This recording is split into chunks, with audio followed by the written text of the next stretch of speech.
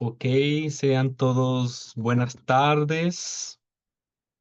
En nombre del Centro Regional de Investigación en Ciencias, Enseñanza y Filosofía, CRINCEF, adscrito a la Universidad de los Andes, Núcleo Universitario Rafael Rangel, le damos la más cordial bienvenida a esta actividad especial que tiene por título el conversatorio Aportes desde el CRINCEF a la investigación sobre la enseñanza y filosofía de la ciencia, con motivo de celebrar nuestro 24º aniversario.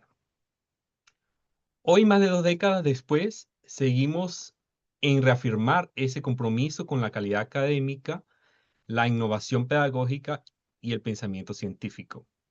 Esta actividad reúne a reconocidos investigadores que comparten sus perspectivas sobre visualización del discurso, tecnologías educativas y metodologías activas en la enseñanza de la ciencia. Son temas que reflejan precisamente la misión del CRINCEF, investigar para transformar educación científica. Me honra profundamente acompañarles en esta oportunidad como moderador y agradezco la participación de cada uno de nosotros que estamos aquí en la sala y en nuestras redes sociales. Em, y bienvenidos a este espacio de diálogo y construcción colectiva. Vamos a iniciar con las palabras de la directora del CRINCEF, la doctora Gladys Gutiérrez, que en este momento nos acompaña, pero por cuestiones de salud está un poco mal de la garganta, un poco ronca, fónica, y le cedemos la palabra al profesor doctor Ever Lobo para dar la bienvenida. Profesor, puede comenzar. Ok, ¿me escuchan? Bueno, buenas tardes a todos, queridos amigos. Me toca ahorita leer unas palabras en nombre de la profesora Gladys, quien, ya como explicó, pues Richard, por razones de salud no puede hacerlo directamente, pero en todo caso las ideas las comparto y las leo a continuación. Una celebración de cumpleaños es más que una festividad o ceremonia, gala o como se le quiera llamar. Es un encuentro de afectos, de historias y recuerdos, de quienes celebran y a quién se celebra. En una organización como este centro de investigación, los oferentes son quienes la integran, son las personas que lo hicieron posible, los que llegaron después, los que están cerca, los que están lejos. En ese continuo, en el tiempo, todos protagonistas de esta fiesta. Celebrar 24 años es una oportunidad, celebrar lo propuesto y lo alcanzado, y avisorar nuevas propuestas de orientación y acción. Cierto, es que no es el país, ni la universidad, ni el tiempo cuando nos encontramos unos pocos para fundar un grupo de investigación. Tampoco es el momento de expectativas grandilocuentes. Pero en eso de reconocernos celebrantes de lo vivido, hoy honramos nuestro existir. No solo hemos sumado 24 años, en la suma de los años hemos agregado a esa suma mucho valor, formación académica de todos sus miembros, investigaciones individuales y de grupo, organización y participación en eventos científicos locales, regionales, nacionales e internacionales. Todo ello nos hizo acreedores de reconocimientos de los organismos calificadores del hacer investigativo universitario. Eso somos, eso es lo que celebramos, lo que somos hoy y lo que seremos a partir de mañana. Sean ustedes todos bienvenidos a este foro. Gladys Gutiérrez. Muchas gracias, profesora Gladys y al profesor Ever, haciendo voz de nuestra directora del CRINCEF.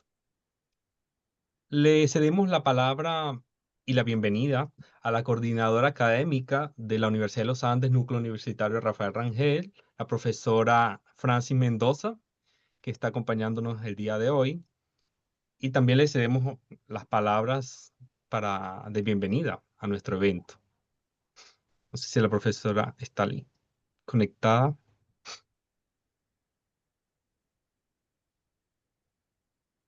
Profesora Francis Mendoza está acompañándonos el día de hoy. Buenas noches, ¿me escuchan? Buenas Sí, noches. profesor. Bueno, una alegría y un orgullo estar con ustedes acá hoy, porque son 24 años de trabajo, un gran trabajo que tienen todos los que conforman el Centro de Investigación, el CRINCEP. Y entonces, pues desde la coordinación académica del Núcleo Universitario Rafael Rangel, mil felicitaciones, éxitos y mucho, espero que continúen el trabajo que han estado realizando para el refortalecimiento del estudio de la ciencia, algo que lamentablemente en algunos sectores pues ha estado disminuyendo, pero ustedes son el barco que lleva la luz en el futuro de la ciencia. Entonces, bienvenidos a todos los que están presentes y gracias por la invitación. Muchas gracias, profesora Francis, coordinadora de nuestra Universidad de los Andes, Núcleo Universitario Rafael Rangel, por esas palabras. Ahora le cedemos las palabras de bienvenida a la jefa del Departamento de Física y Matemática del Núcleo Universitario Rafael Rangel, la profesora Magíster Jennifer Márquez, que está acompañándonos también el día de hoy. Está por ahí, la acabé de Buenas ver. Salió. noches. Buenas noches, profesora.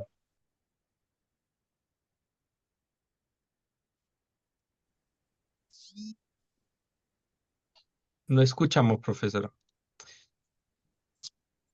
Bueno, buenas noches, agradecida por la invitación. Y bueno,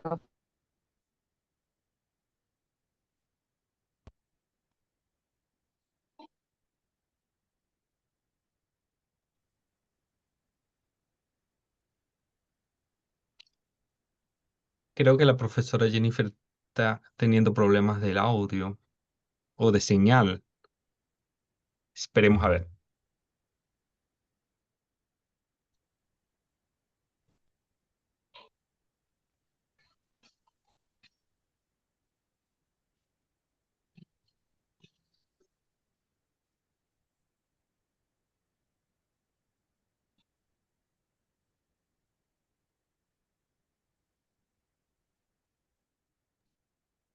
Bueno, para la profesora Jennifer, tenemos un problema técnico aquí, no conseguimos escucharla, pero agradecemos la participación y que esté el día de hoy con nosotros, también acompañándonos aquí en el evento. no hay muy buena señal.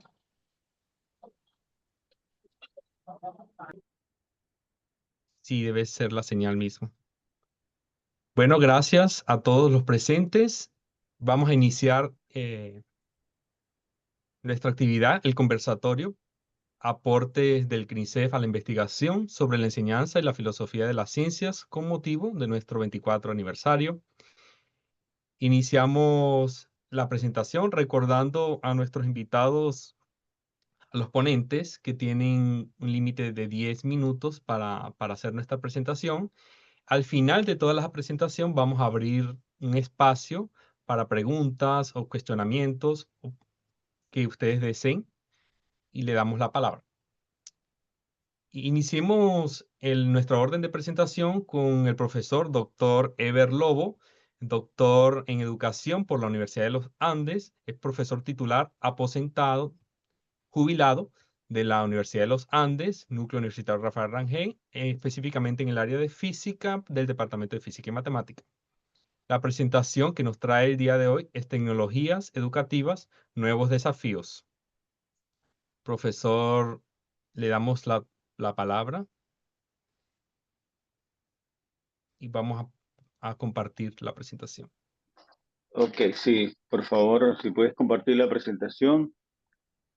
Vamos a tratar de ajustarnos al tiempo. Sí, Ok, profesor, puede sí, comenzar. perfecto. Sí, bueno, mi participación en el foro se refiere a una de las que yo considero principales líneas de investigación que ha tenido el grupo durante estos 24 años, en la que hemos participado, pues, a lo largo de los años, muchos de nosotros, ¿no? Pasa a la siguiente, por favor. Se trata de un tema que, por supuesto, ustedes deben conocer, son parte de él, de su historia, lo han vivido. Lo primero que me gustaría destacar es que la tecnología educativa ha sido objeto de cambios muy importantes a lo largo de toda la historia.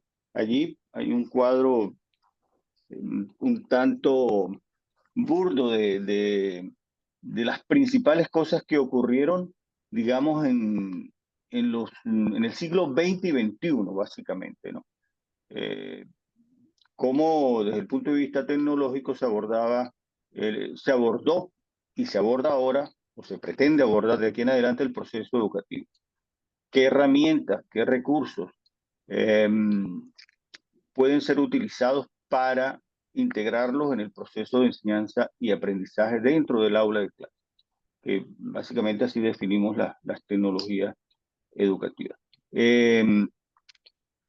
Por supuesto, no aparece allí, en ese cuadro, toda la historia de la que se hace parte la tecnología educativa a lo largo de la historia del hombre, ¿no? O sea, deberíamos destacar, por ejemplo, eh, la creación, la invención de la escritura, que separa la prehistoria de la historia, o luego, mm, mucho después, ¿no? Eh, la invención de la imprenta, que marcó también un punto crítico, una ruptura desde el punto de vista histórico de cómo se podía acceder, de la accesibilidad que se tenía al conocimiento, que hasta ese momento pues era francamente limitada a las personas que básicamente tenían relación con la iglesia, en los conventos, en, en, en digamos, en los sitios dedicados específicamente a, a mantener viva a través de la escritura eh, todo el conocimiento, en ese momento muy fundamentado en el tema teológico y en los temas filosóficos, pero asociados a la religión. Luego, obviamente, con el paso del tiempo ocurrieron otras cosas tan o más importantes. Por ejemplo, la creación de la escuela, que es un hito definitivo en la transformación de los procesos de enseñanza-aprendizaje, ¿no? La escuela aparece como la solución o la respuesta a las necesidades de masificar el proceso educativo. Hasta allí, el proceso de formación de las nuevas generaciones está muy limitado. La mayoría de las personas no se formaban de ninguna manera, aprendía de la experiencia de su familia y los oficios de los padres pasaban a los hijos y sucesivamente generación tras generación, pero el proceso de masificación viene justamente con la edificación, con la construcción de la escuela como concepto, no solamente como construcción en sí misma, sino con todo lo que eso involucró e involucra, porque además tenemos que decir que la mayoría, si no todas las tecnologías educativas, han llegado para quedarse, es decir, aparecen en el siguiente ciclo, permanecen en el siguiente ciclo, acompañadas de la introducción de nuevas cosas. Entonces, así llegamos a este siglo, ¿no?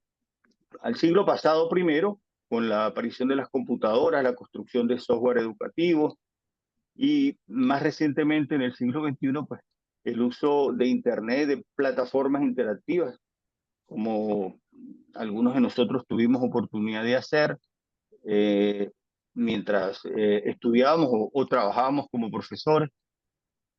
Más recientemente, la realidad aumentada, los laboratorios virtuales, el aprendizaje híbrido y a distancia, que además hay un hito también histórico importante que fue la pandemia, ¿no? Que nos transformó la vida a todos desde el punto de vista social, pero que en particular en relación a los procesos educativos nos puso en la disyuntiva de buscar soluciones que terminaron siendo no otras, sino estas que están allí implícitas en la idea del aprendizaje híbrido y sobre todo el aprendizaje a distancia, dadas las particularidades en que las personas tuvieron que aislarse durante un largo periodo. De los resultados de ese proceso de integración, pues habría que hablar mucho más, pero no hay tiempo para ello. Y además porque me gustaría hoy, que se trata de un evento que viene en ocasión de los 24 años del CRISEP, mostrar un poco lo que nosotros trabajamos al principio, en los inicios de este grupo. El Centro Regional de Investigación originalmente era un grupo de investigación asociado fundamentalmente a la gente que trabajaba en física. Y yo digo que en el año cero, es decir, en el año hace 25 años, no 24, que fue cuando el CRISEP se creó, ocurrieron cosas, ¿no? El CRISEP existía, pero no existía. Era un estado de latencia lo que teníamos en ese momento. Y en ese año, en el año 2000 exactamente, ocurrió un evento que fue lo que desencadenó, lo que sirvió de catalizador para la creación del grupo. Nosotros creamos este grupo a partir de un proyecto que se denominó Así se mueven las cosas. Esa fue la primera construcción, la primera investigación, el primer proyecto importante que como grupo nosotros asumimos. Y ese grupo nos sirvió para todo.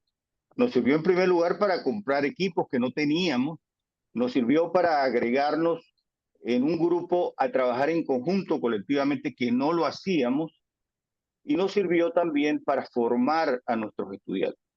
Allí no solamente estos trabajos que ahí se anotan, ¿no? Como el que hizo nuestro recordado, querido Jesús Briceño, que ya no nos acompaña hoy. Él elaboró este trabajo en un CD, en esa época, ese era el formato, sobre los fenómenos electromagnéticos, y con él ascendió a titular, por cierto, ¿no? Igual yo hice un software, me tardé un poco más, muchas noches, mucho trasnocho, tratando de lograr un producto que me convenciera, y con él finalmente terminé mi maestría en ciencias aplicadas, o el último trabajo al cual hago referencia, que es el trabajo de Jesús Rosario, Manual Interactivo de Física General. Esos trabajos hechos por integrantes del grupo acompañaron o fueron producto de ese primer trabajo, Así se mueven las cosas. Trabajo que contratamos con el CONICYT, al poco tiempo lo desmantelaron, crearon el FONACYT en Venezuela, desapareció el sistema que en ese momento nos servía como referencia para la investigación, y terminamos en el limbo. Trabajo que se perdió prácticamente, pero a nosotros nos quedó un profundo aprendizaje, porque de ahí en adelante aprendimos a ser investigadores dentro del sistema universitario. Bueno, dicho eso, pasemos un poco ya a tratar del tema. De todos esos trabajos nos quedaron cosas, y yo creo que las principales conclusiones que nosotros de todos los trabajos podemos destacar es que efectivamente las TIC facilitan el acceso a los recursos científicos actualizados.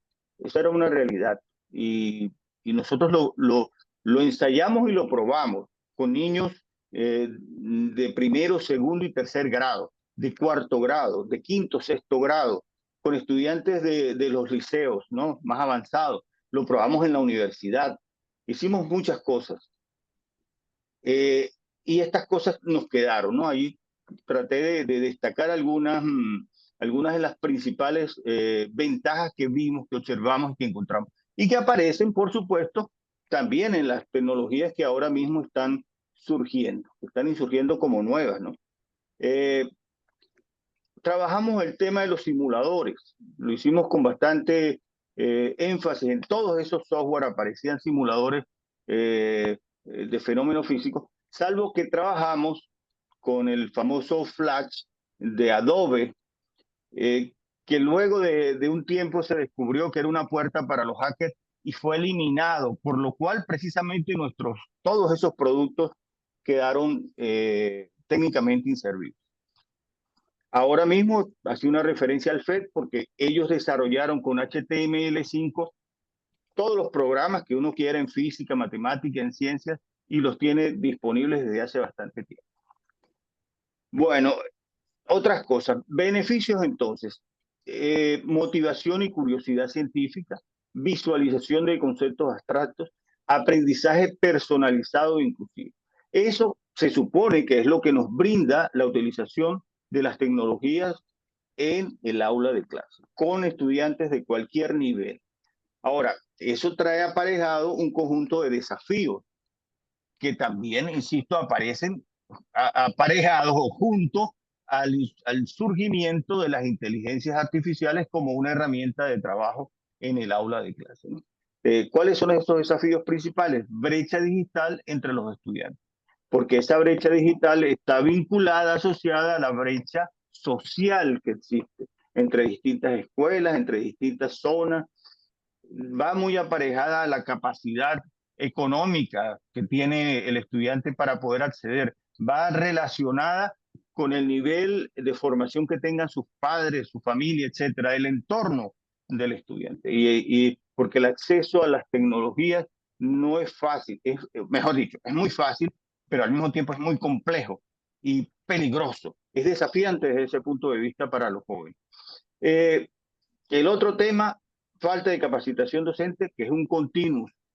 Ni siquiera la pandemia logró resolverlo en ninguna parte. Déjeme decirle, yo que cuento con la experiencia de Brasil, que la viví permanente y directamente de aquí, de Estados Unidos, esa falta de capacitación permanece. Y finalmente, el tema de la dependencia de la conectividad de los dispositivos, que además va vinculado a otro hecho, ¿no? Y es que la gente, el bienestar de las personas, el bienestar emocional, termina siendo tocado por el exceso de exposición a estos dispositivos.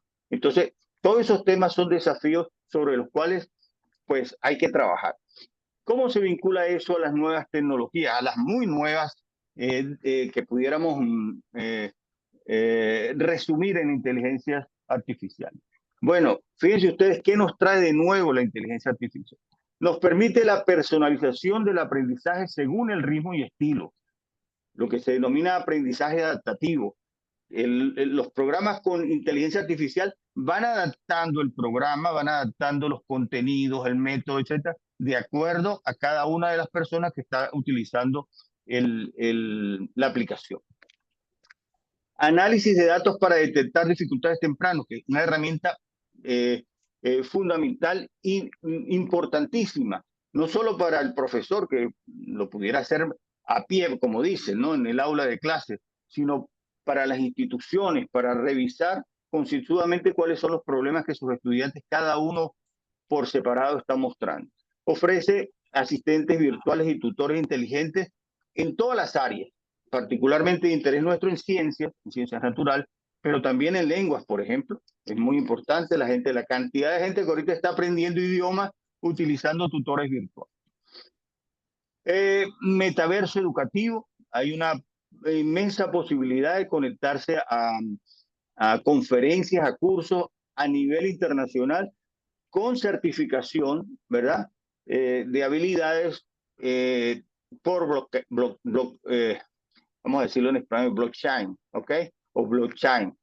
¿Qué significa? Que usted se puede graduar, usted puede obtener un certificado de alguna habilidad específica, de alguna destreza en específico a través de Internet. ¿Ok? Esas cosas, puede pasar la siguiente. ¿Qué tipo de inteligencias artificiales? Bueno, hay una cantidad inconmensurable de aplicaciones o de inteligencias, digámoslo así. En primer lugar, todo el mundo debe haber escuchado de los famosos chatbots educativos. ChatGPT, el primero, de OpenAI, Gemini, de Google, Copilot de Microsoft Cloud, que es la versión francesa, y DeepSeek, que es la versión china, ¿ok? Todos, quiero decir, por lo menos yo lo he probado y siento que, que más o menos hacen lo mismo. O sea, que tienen las mismas características, brindan más o menos la misma información y la misma ayuda para quien los utilice. Pero ahí además hice un breve resumen de aquellas cosas que pudieran interesarle a un profesor que anda buscando en estos momentos probablemente cómo facilitar las cosas, es decir, cómo me enfrento a una nueva tecnología que me demanda una gran cantidad de trabajo adicional, pero que al mismo tiempo no significa que me vayan a pagar más o que yo vaya a tener que dedicar menos tiempo, sino que por el contrario, más tiempo con el mismo trabajo. Entonces, bueno, tomando en cuenta esas características que tienen las inteligencias artificiales, lo único que podemos decir es que hay una gran cantidad de aplicaciones accesibles, unas gratis, otras que hay que pagar, no hay otra alternativa, pero que permiten, habría que hacer una discusión detallada de ellas, no tenemos tiempo hoy para eso, lamentablemente, que nos permitirían utilizarlas en el aula de clase. ¿Cuándo utilizarlas? ¿En qué nivel educativo hacerlo? ¿En qué edad los estudiantes pudieran favorecerse? Se supone, por ejemplo, que nosotros en la educación media, ¿ok? Básicamente estamos formando desde la primaria hasta la media en los conocimientos fundamentales, esenciales, que si no los desarrolla, mal puede más adelante tratar con conocimientos mucho más abstractos. Entonces, vale la pena utilizarlos a nivel de educación primaria, de educación media. Prácticamente todo el mundo apunta a que eso debería ir a la universidad. Esa es la idea. Pero déjenme decirles algo. Aquí mismo en Estados Unidos, donde estoy, están comenzando a utilizar es una inteligencia artificial controlada, por cierto. Se llama My School. Esa My School la está usando mi hija, que tiene 10 años, está en quinto grado.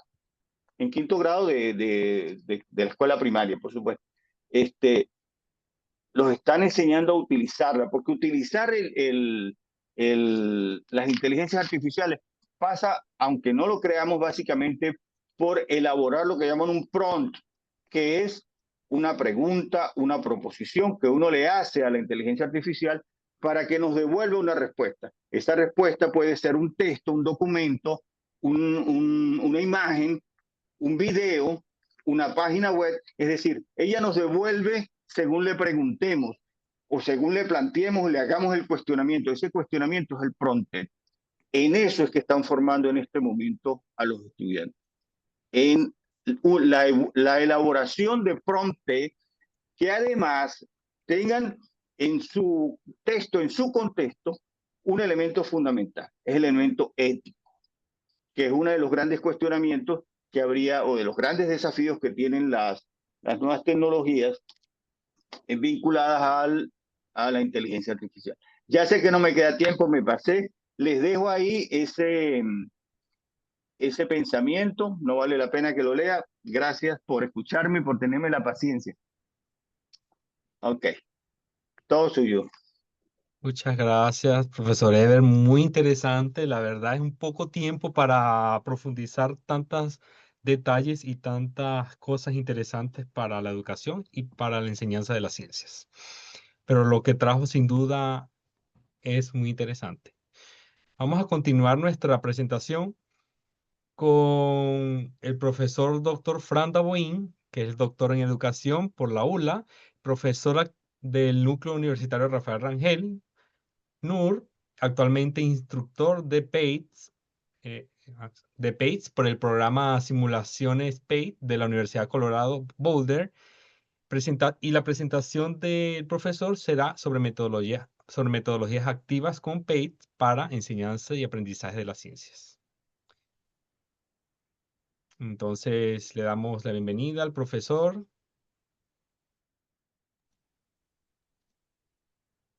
Buenas Puede tardes, iniciar. buenas noches.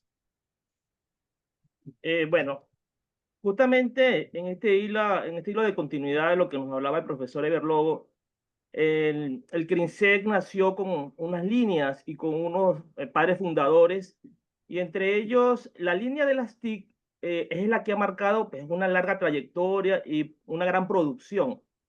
En eso de heredar un poco los trabajos y darle continuidad a lo que han hecho los padres fundadores, en este caso el profesor Eber Lobo, que de alguna manera marcó pauta en esas líneas que nos ha mostrado en su investigación. Yo les traigo a colación algo que también se está haciendo desde el CRINSEC en la, digamos, generación que estamos activos en el NUR. Y esto es un poco la aplicación ya del contexto de lo que son las estrategias de aprendizaje activo usando los simuladores. No sé si se está presentando en su forma ampliada. Richard, ¿me avisas? No está. Tienes que ampliar un poco. No está ampliada. ¿Ahora? Ahora sí. Ok. Entonces, un poco para recordar de dónde surge este proyecto de la simulación EFFECT, que fue justamente a partir de Carl Wieman, ganador de premio Nobel en física, y que él dona pues muchos de sus recursos a el programa que corresponde a la elaboración, el diseño y la construcción de estos simuladores. Justamente una fecha que tiene un poco de coincidencia con el origen de lo que es la fundación del CRINSEC. Por eso lo traigo a colación, porque da continuidad un poco a lo que ya mencionó el profesor Eber, y que el pionero un poco en lo que se viene haciendo desde lo que es la maestría, y justamente ahora con este programa en el que apliqué y voy a dirigir un proyecto el año 2026.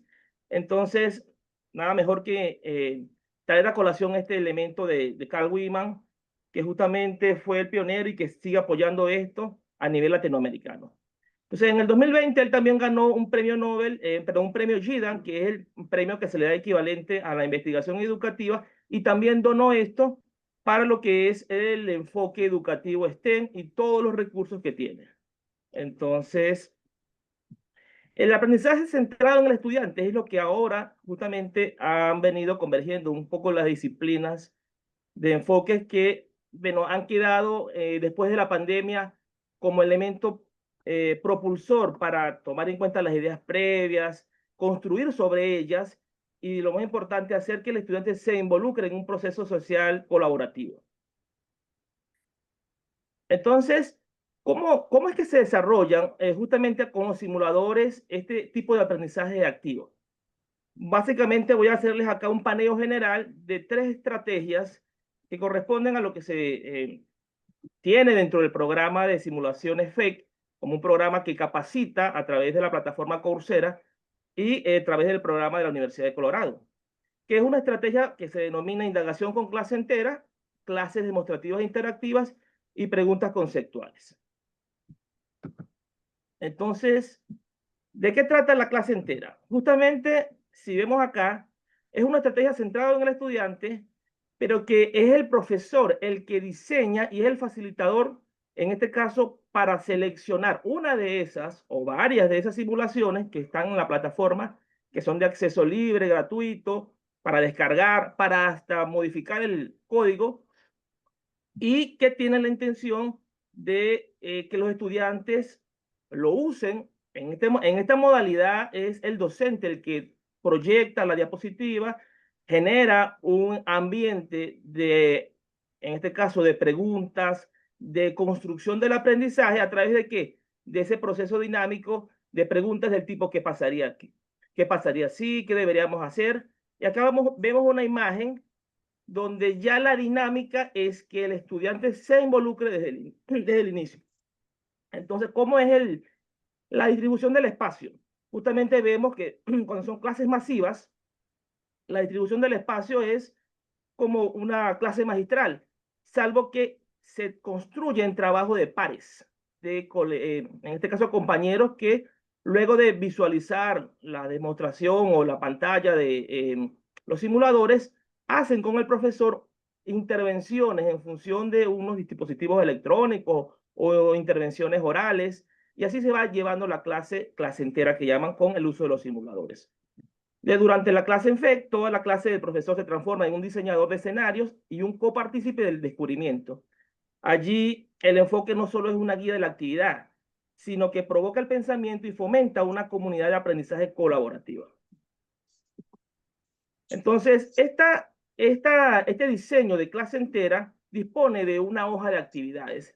Esa hoja de actividades es el plan del profesor, que lo diseña en función del diagnóstico de unas ideas previas, de una indagación colectiva guiada, que es la que estructura un objetivo común, unas relaciones que en el uso de las simulaciones permiten el contenido a desarrollar para que ellos participen en encontrar las causas, efectos, y a su vez se genere un andamiaje conversacional, porque es a través del aprendizaje conversacional, a través de lo que es el aprendizaje constructivo en las relaciones de pares, donde se permite esa construcción social del conocimiento a partir de lo que es la predicción, la observación y el debate, para finalmente generar las explicaciones, las construcciones de ese saber a partir de la guiatura del docente, no como el transmisor del saber, sino como el que le facilita los estímulos para ellos construir.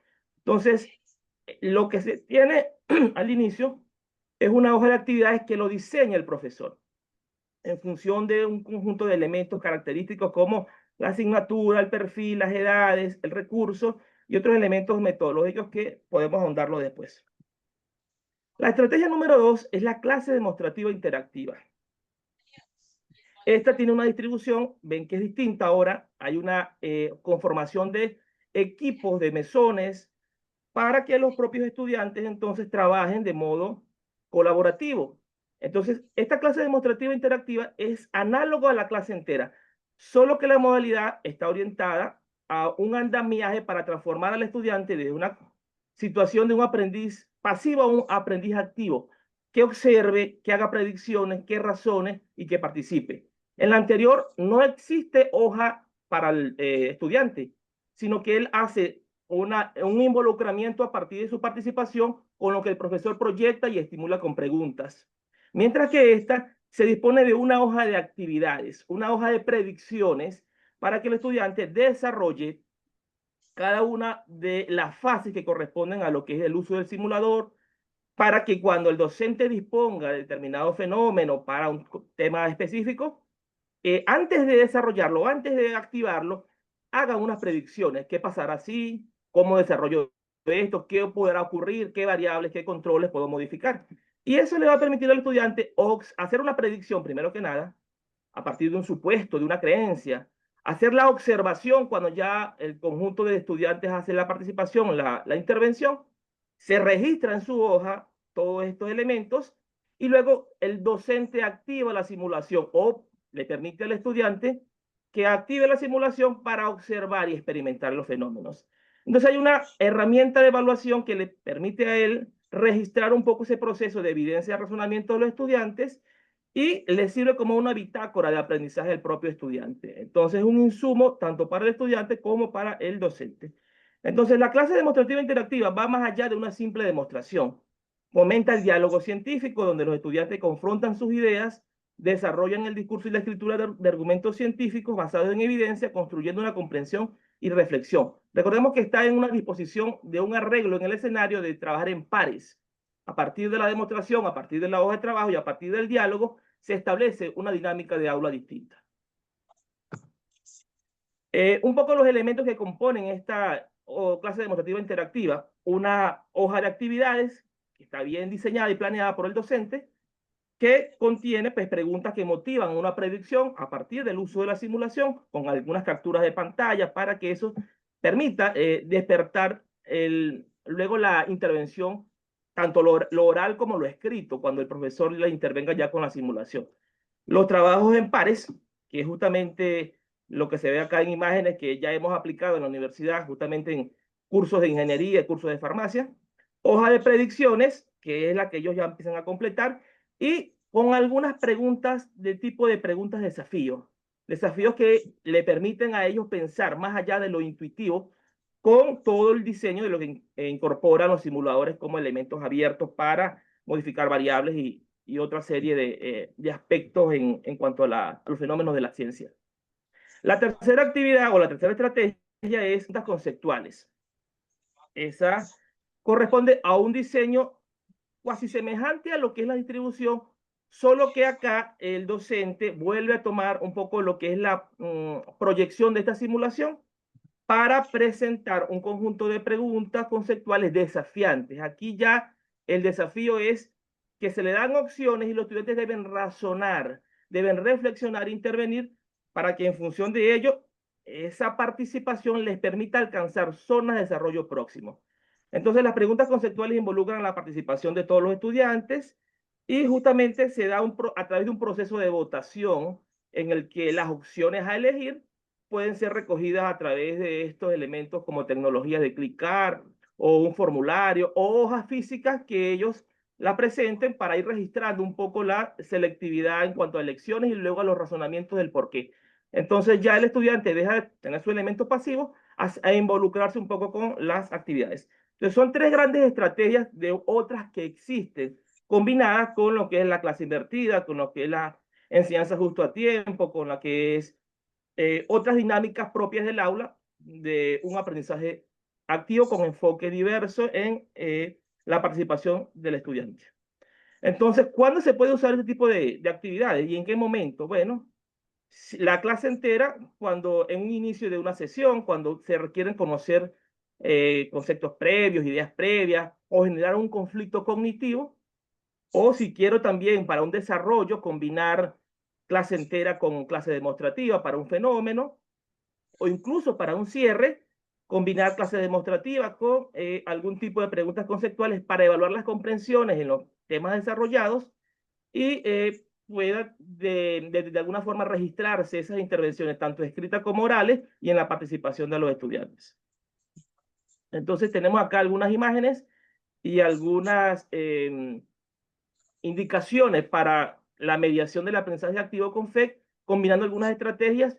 El antes, ¿qué hay que hacer antes? Bueno, escoger la simulación con los propósitos claros de aprendizaje, explorar por parte del docente bien la simulación, familiarizarse con los controles y elaborar el conjunto de elementos tanto del escenario como los conductuales para poder llevarlo a cabo con los estudiantes y el conjunto, digamos, de preguntas que le permiten a ellos interactuar con los jóvenes. Ello también entonces se dispone de una combinación de clases demostrativas interactivas o indagación clase entera que se pueden combinar a medio tiempo de la sesión o al final. Entonces, en síntesis, estas simulaciones FEC ayudan a los estudiantes y han sido ya aprobadas, no solo como elementos didácticos dentro del aula de clase, sino como también disparadores para hacer investigación educativa y que actualmente dentro del marco de lo que es las tecnologías cuánticas, Carl Wieman ya tiene al menos 3 programas y 3 artículos que ha sido un poco, digamos, el desafío, cómo lograr incorporar estos aprendizajes no solo a los estudiantes universitarios, sino también a los estudiantes de media general, para que se involucren con toda esta tecnología y estos nuevos conocimientos que es la física contemporánea, la física moderna. Bueno, muchísimas gracias por su atención. Estamos atentos a cualquier pregunta y tenemos nuestros contactos de correo para poder ampliar más esta información. Quisiera, solo para cerrar, indicar 2 cosas, como el marco del aniversario CRINSEC, es que en el año de 2026 se va a hacer una convocatoria para participar, que los, en este caso, docentes de media general que cumplan ciertos criterios para registrarse en la participación de un programa abierto de formación y capacitación de este tipo de estrategias auspiciado por la extensión de la Universidad de los Andes, el Núcleo Trujillo, y por la coordinación académica, en la que me van a estar acompañando, en este caso, la profesora Gladys Gutiérrez como invitada y la profesora Jennifer Márquez como coordinadora de extensión. Bueno, muchísimas gracias.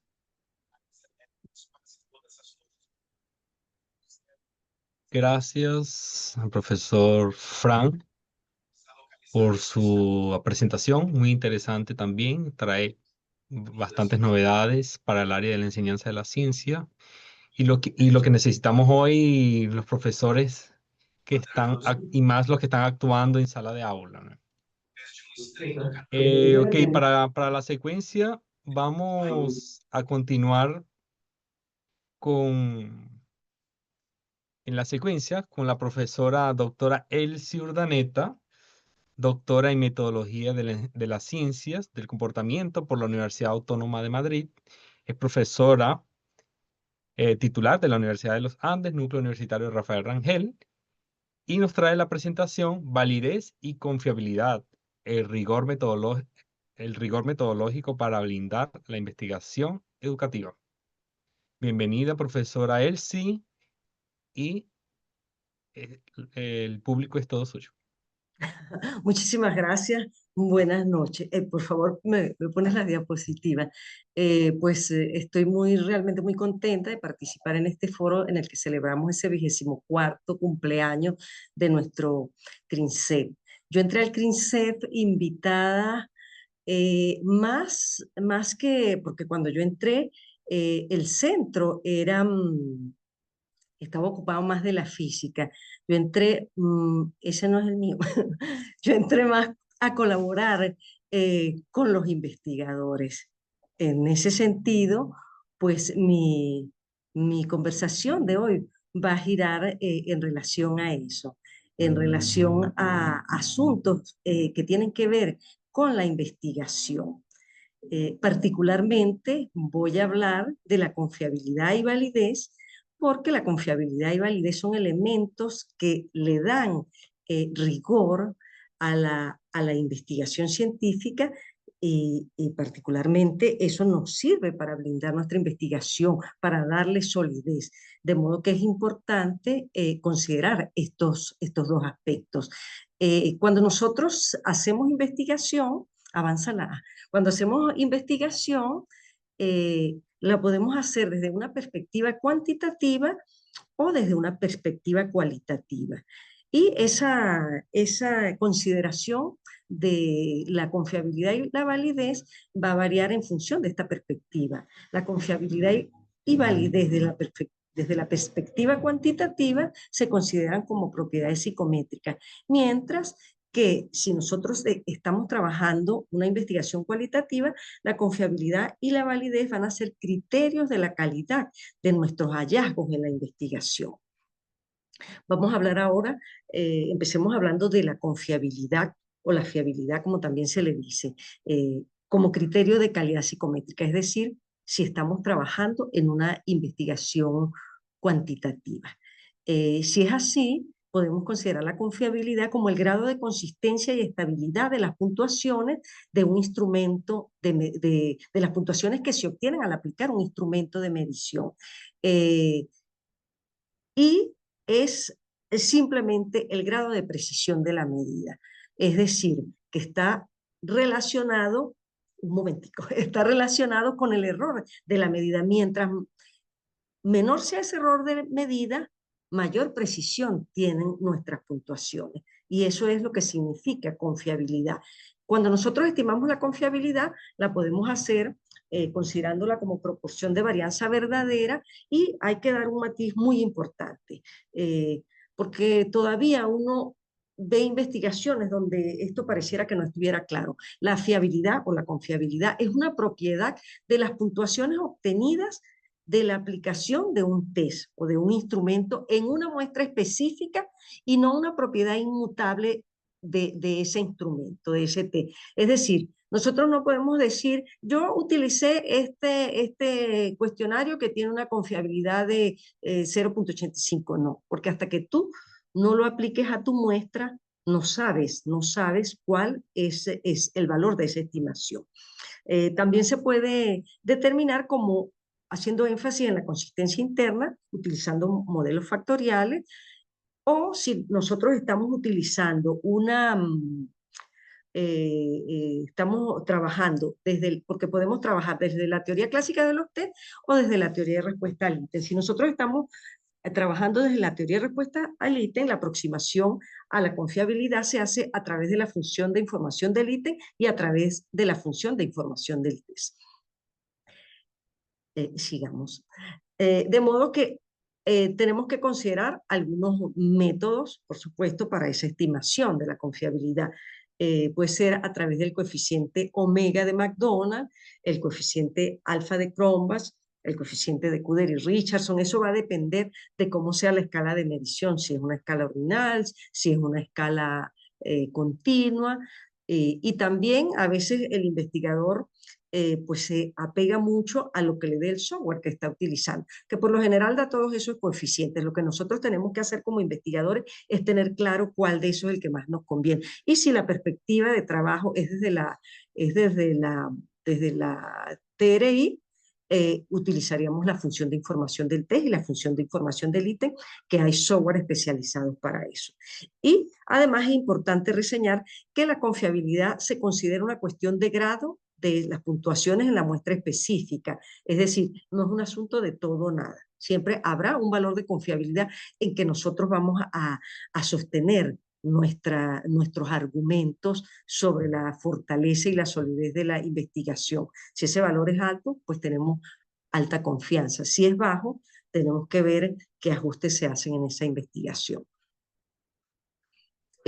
Ahora hablemos de la validez, también como criterio de calidad psicométrica, que la podemos definir como la solidez de las interpretaciones que se hacen a partir de las puntuaciones obtenidas en una prueba.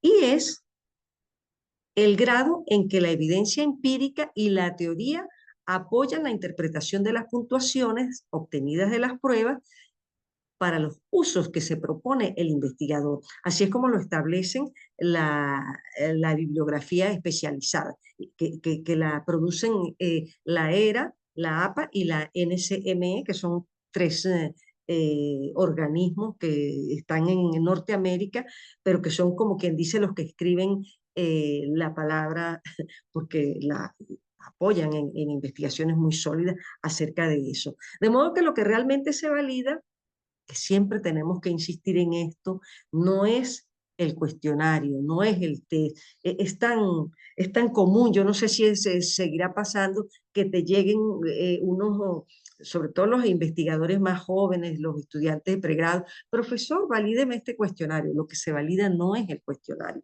lo que se va a validar es la interpretación, la inferencia o el uso que se pretende dar a esas puntuaciones para el propósito que se estableció en la investigación.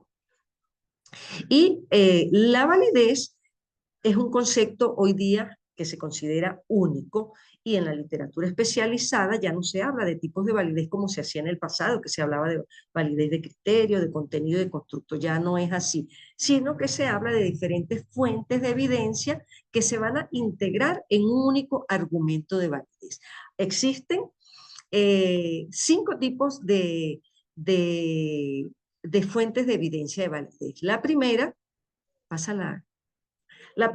sería la evidencia basada en el contenido del test. Se evalúa la adecuación entre el contenido del test, es decir, cada uno de los ítems, y la variable que se pretende medir. En esta fase es muy importante ese proceso que ya todos conocemos, los investigadores, sobre todo los investigadores que trabajamos cuantitativamente, ese proceso de la operacionalización de la variable que se sigue previo a la construcción del instrumento.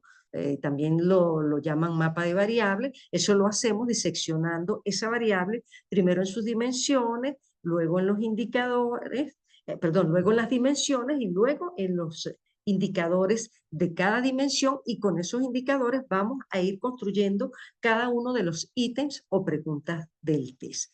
La otra fuente de evidencia es la que está basada en el proceso de respuesta. Este tipo de evidencia se recoge cuando estamos hablando de pruebas cognitivas, de exámenes de conocimiento. Aquí se analiza si el proceso que siguen las personas para responder el test es coherente con lo que nosotros esperamos medir. Para conseguir este tipo de evidencia se puede seleccionar una pequeña muestra de los participantes en la prueba y pedirles que verbalicen en voz alta, y se va grabando, todos sus procesos de pensamiento en el momento que van respondiendo a esas preguntas de ese examen, o preguntarles posterior a la prueba cómo llegó a esa respuesta, si pensó en ejemplo o cómo interpretó esa pregunta que se le hizo. Lo que se va a hacer con estas evidencias es verificar si las dimensiones o factores teóricos se corresponden con los ítems a los que, ay no, perdón, lo que estamos haciendo con esa fuente de evidencia de los procesos de respuesta es ver si realmente la pregunta que nosotros estamos haciendo nos va a llevar a ese proceso que se exige, a ese proceso de conocimiento que se exige.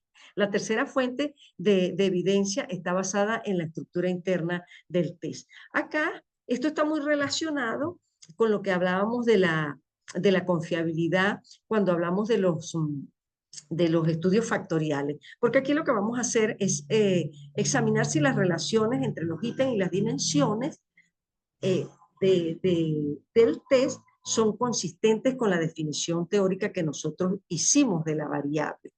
Este tipo de evidencia se recopila a través ya sea de los análisis factoriales o a través del uso de ecuaciones estructurales.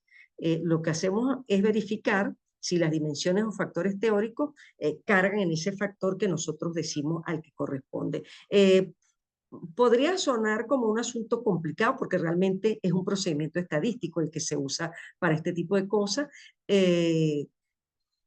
pero siempre tenemos el apoyo en los software que hacen que sea sencillo.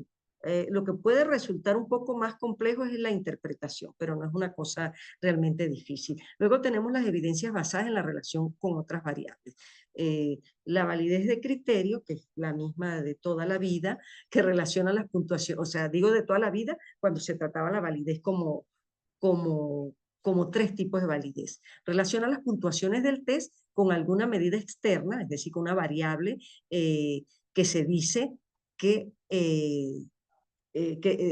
se haya comprobado teóricamente que tiene una correlación alta con nuestra variable de interés. Se pasan los dos test y se halla la correlación. Si es alta, tenemos una evidencia de validez. Y la otra sería la validez de constructo, que conceptualmente sabemos que el test debe correlacionar fuertemente con otras medidas de ese mismo constructo que se hayan tomado, que se tomen ahí, y débilmente con las medidas que no son de ese constructo, tal como lo predice la teoría.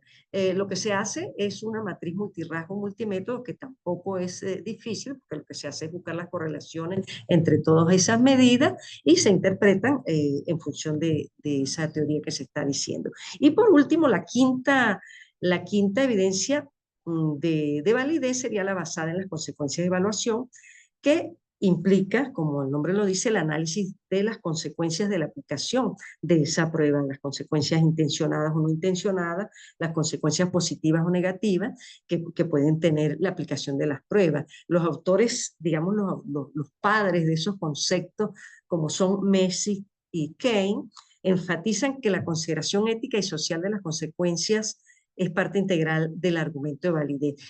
Quiero decir acá que las fuentes, que las evidencias basadas en las consecuencias son evidencias que se obtienen a futuro. Si nosotros tenemos una investigación que tenemos que entregar en un tiempo perentorio, pues no vamos a poder recoger evidencias de ese tipo. Pero si tenemos test que se están aplicando, como los test de admisión a las universidades o test que se usan para admitir a puestos de trabajo, pues en ese tipo de test sí se recogen evidencias basadas en las consecuencias de la evaluación. Por otra parte, sigamos, es importante también considerar la investigación cualitativa y cómo se consideran estos elementos cuando nosotros estamos trabajando con investigación cualitativa. Porque también se tienen que establecer unos criterios de calidad, y en este contexto no se trata de propiedades psicométricas porque no hay una medición propiamente, sino, mejor dicho, se trata de los criterios de calidad de la investigación. La validez y la confiabilidad de la investigación cualitativa se estudia también a través de un conjunto de criterios alternativos que buscan asegurar ese rigor científico y esa calidad de los hallazgos.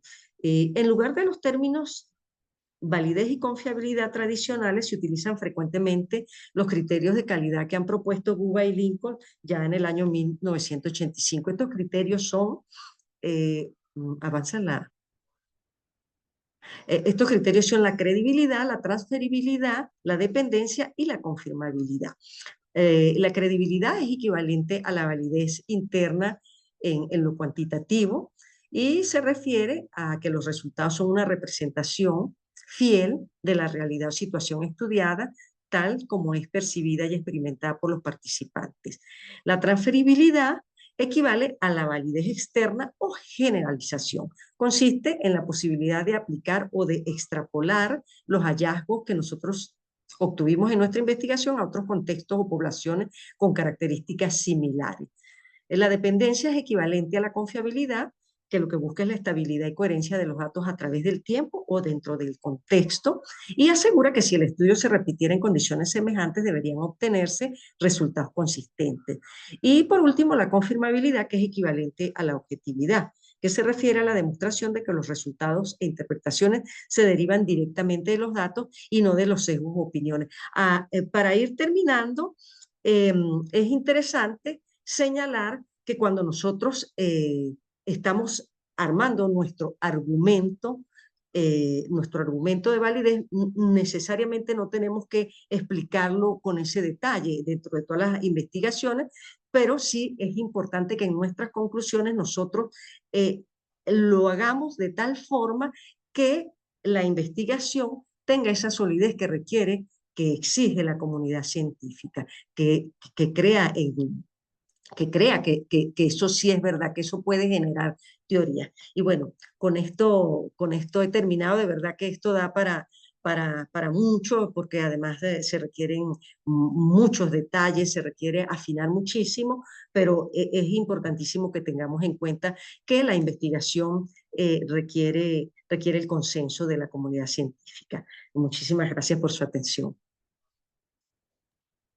Muchísimas gracias, profesora Elsie, con su contribución en cuanto a metodología, digamos, validez y confiabilidad, que es tan importante al momento de las investigaciones científicas y que también muchas personas huyen. Digamos, la mayoría de los estudiantes, más cuando están en la graduación, huyen un poco por la metodología, ya visualizan algo difícil y complejo, pero la verdad que uno si estudia bien los autores y relacionar las investigaciones, digamos, se torna más accesible, ¿no?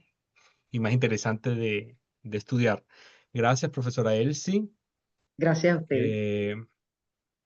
Ahora le damos la palabra a el profesor Juan Terán, doctor Juan Terán, es doctor en Educación en Ciencias por la Universidad Federal de Río Grande, en Brasil, y él nos trae la presentación, digamos, titulada Visualizando el discurso como las redes de co-concurrencia revelan patrones de datos textuales.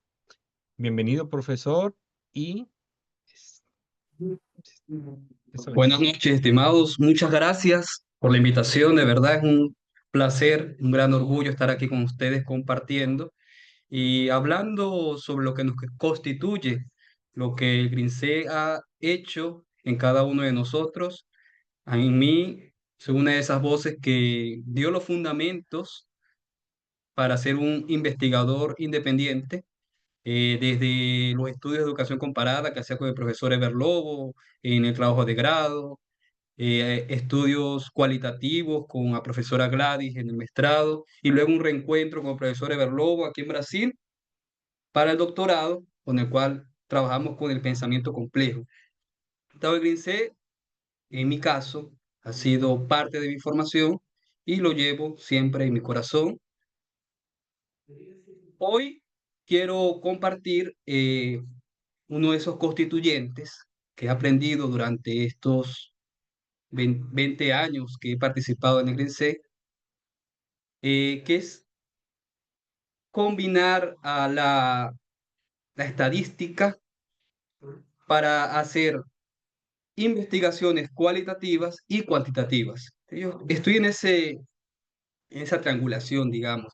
Eh, no solamente usar la estadística para lo cuantitativo, sino también para lo cualitativo. Entonces, en el camino he aprendido cómo esos grandes volúmenes de texto pueden ser auxiliados con recursos informáticos, pueden ser constituidos en pequeñas imágenes como pueden observar aquí en en esta pequeña galería que estoy compartiendo con ustedes. Voy a compartir por el chat el link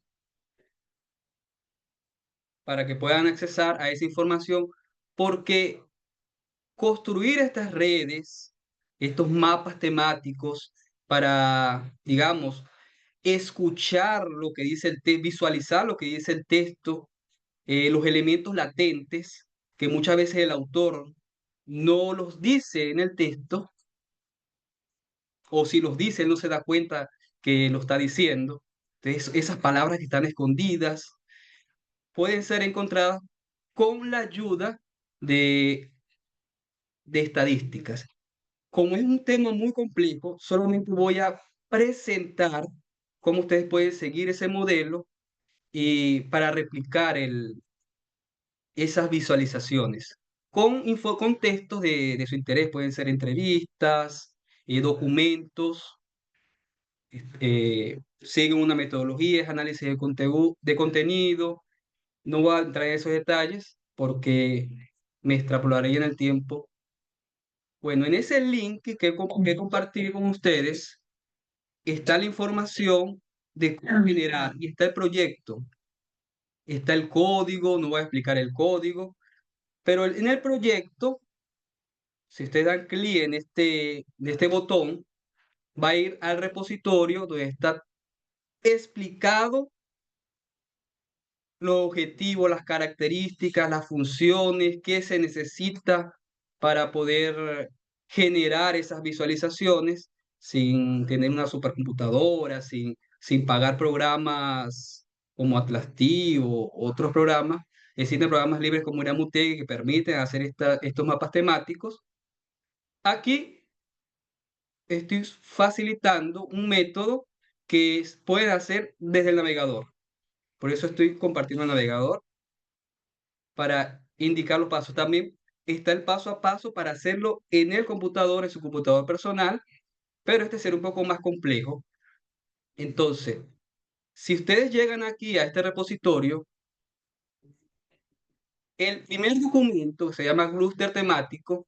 Hay dos elementos que están en PY. Este sería para el computador y este sería el que va a permitir generar un ordenador remoto, digamos. Entonces, si ustedes acceden ahí van a encontrar un botón que los va a llevar al Colab. Este aquí, abrir en el Colab, que sería ese ordenador virtual donde van a poder correr el código.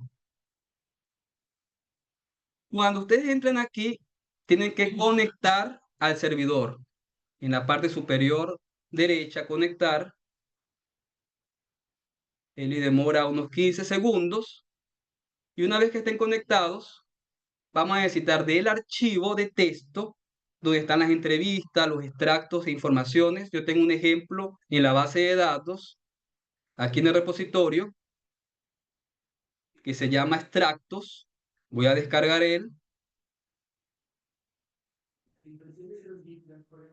Esos extractos son de unos planos estratégicos de las universidades y para que funcione, yo tengo que separar cada extracto por tres. Ya sé, es que sí el nombre de esto aquí, que le llaman yugo de Abelia. Ya es que sí el nombre. Bueno, tiene que separar cada uno, por ejemplo, entrevista 1, entrevista 2, tiene que tener esto de entrada para que el programa consiga entender de que este texto que está aquí es diferente del primero. Entonces aquí se puede descargar esos extractos. Ellos van a servir de base para que ustedes coloquen las informaciones de los discursos que ustedes quieran visualizar, conseguir esas palabras latentes. Entonces, cuando estén conectados va a aparecer aquí la información del RAM, del disco duro, y aquí en la parte izquierda, donde está la carpeta, ustedes van a importar los extractos. Ustedes los editan con sus informaciones. Aquí, cuando compilan la primera parte, que serán los paquetes necesarios para que él funcione, entonces eso va a demorar la primera vez en torno de 1 minuto. Entonces, mientras va instalando cada uno de los paquetes, yo voy a ir conversando sobre de qué trata estas funciones. La primera función elimina las tildes del español, porque preciso normalizar los datos. Luego, estas palabras aquí de normalización serían palabras que son recurrentes e importantes dentro de la red. En un primer momento ya deben estar vacías, porque primero tenemos que visualizar la red para saber cuáles palabras son sustantivos y tenemos que agrupar. Por ejemplo, yo sé que investigaciones es plural de investigación. Aquí los tengo sin tilde ya. Entonces yo tengo que colocar aquí todas las palabras que son recurrentes dentro de mi discurso. Estas están aquí porque ya analicé esa red. Ya pasó el minuto y me pide reiniciar el sistema. Reinicio el sistema. Está reiniciando aquí, pueden observar, aparecen unos punticos en verde. Y en ese momento corro este primero script para generar la primera visualización. Estas palabras de parada o palabras vacías son artículos que están en el español y que no tienen un significado. Y en esta aquí va a crear la matriz y podemos colocar palabras vacías personalizadas. Palabras que están en la red, que se van a generar en la red, pero que no tienen ninguna respuesta significativa dentro del texto. Entonces, las pueden excluir. Las excluyen en esta sección de aquí. Entonces, aquí ya creó la red, la primera red. ¿Ves? Voy a abrir ella en una nueva guía. Entonces, tengo una red, aquí aparece sin tilde. En los siguientes subscripts se colocan las tildes, en un código un poco más complejo. Este será el más simple. Aquí estoy colocando solamente 20 nodos y estoy colocando como límite 4, mínimo de 4 conexiones. Los colores representan los agrupamientos, las comunidades. Este bloque aquí está solo, representa una sola comunidad y se va degradando el color en azul.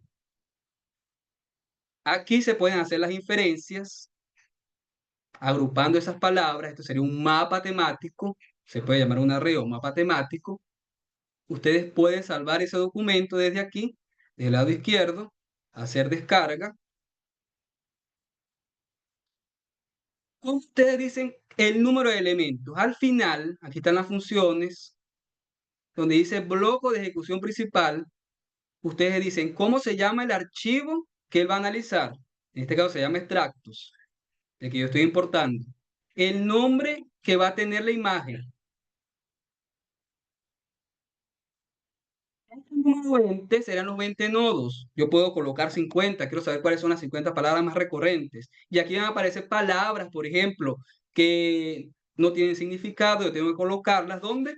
En la parte de palabras vacías personalizadas. Entonces, genero de nuevo la nueva imagen. Esta que está aquí va a desaparecer. Va a ser sustituida. Abro esta que está aquí. Aquí están las 50 palabras. Aquí van a aparecer muchas palabras que van a estar en plural y ahí es que voy a colocar dentro de mi sistema. Este tipo de red es, digamos, la información que ella ofrece es muy ordenada. Existen métodos. A mí me gusta mucho el algoritmo perdón, el estilo de Kamada-Kawai, que también está aquí. No voy a colocar hoy, más está ya aquí pronto. ¿Ves? Él indica la fuerza que existe entre una palabra y otra, y eso permite hacer inferencias. Cuando uno crea o hace un análisis de contenido solamente con la estadística, tenemos algo exploratorio, descriptivo. En el momento que hacemos análisis de contenido cualitativo, en ese momento podemos hacer inferencias. Entonces, eso es lo bonito de poder trabajar con lo cuantitativo y cualitativo por las posibilidades que nos permiten estas herramientas. Muchas gracias y estaré atento para las preguntas al final. Muchas gracias, profesor Juan. También sumamente interesante la información que nos trae para recolectar datos y trabajar y analizar datos de forma más práctica también, inclusive. Bien interesante. Muchas gracias, profesor Juan. Y pasamos la palabra ahora al profesor Johnny Umbría, el profesor asociado de la Universidad de los Andes, Núcleo Universitario Rafael Rangel, del Departamento de Ingeniería, y nos trae la presentación que tiene por título Tecnoestrés docente y deshumanización de los procesos de enseñanza-aprendizaje. Profesor, es su turno.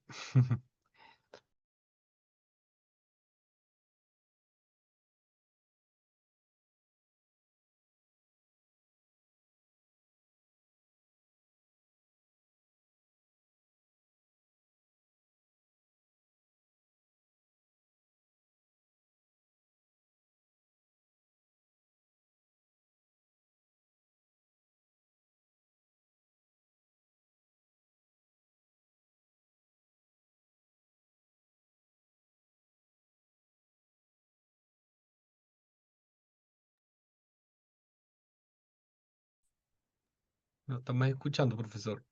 Ahora sí. Ahora sí, ahora sí. Sí, tuve problemas con la conexión. Ahora sí, profesor. Según. ¿Se está viendo la? Sí, la presentación la estamos viendo, solo que no está compartida con pantalla completa. Ahora sí. Ahora Bueno, sí, buenas noches a perfecto. todos. Buenas noches. Primero que nada, felicitar a todo el equipo del CRINCET por estos 24 años de ardua tarea de investigación, los que están dentro y fuera del país, y gracias a todos los que nos acompañan esta noche. Hoy voy a compartir con ustedes una investigación relacionada con el tecnoestrés. Ese tecnoestrés que le da otra mirada a lo que venimos conversando y de una perspectiva de la humanización, basando esta investigación en un rol que estoy desempeñando a nivel de educación media general, primaria y preescolar, con un programa de STEM. Y es interesante porque, tal como lo señalaba el profesor Ever Lobo, la brecha digital, que ya no es solo acceso a dispositivos, está relacionada también con una brecha social. Y no es el caso de estudio que estoy presentando. Allí en esta institución educativa se tiene acceso a toda una amplia red de dispositivos, a una amplia red de conocimiento desde el punto de vista tecnológico, y es interesante observar cómo otra mirada desde lo humano pretende ver si esta tecnología sirve al docente o lo sobrecarga. De allí que hablo de una mirada que permite al investigador abordar también lo humano. El centro de investigación habla también de la enseñanza y de la filosofía, y de allí que nosotros tenemos que abordar las diferentes aristas. Tiene computadora el docente, tiene internet, la tecnología realmente sí está mejorando ese proceso de enseñanza, no de la perspectiva de nosotros como investigadores, sino de la perspectiva del docente.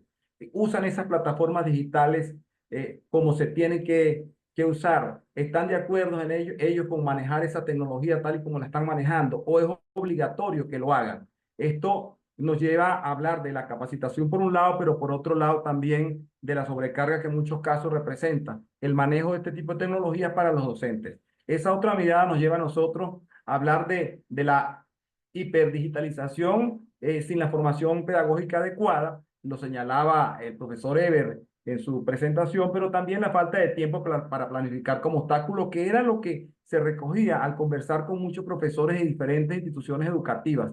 La falta de apoyo adecuado amplifica lo que se llama el tecnoestrés, que ya voy a explicar de dónde viene esa palabra. Si se resuelve o añade más caos a la educación desde esa otra mirada.